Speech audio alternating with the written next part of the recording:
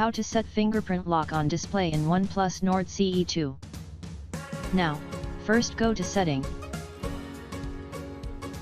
Then, Password and Security, click here.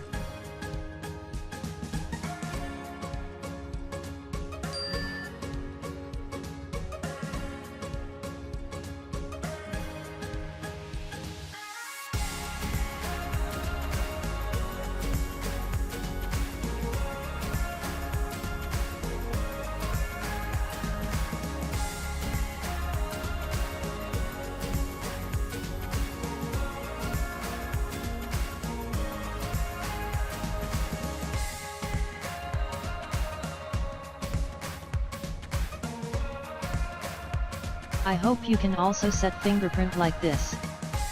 Thanks for watching. Please subscribe to my channel.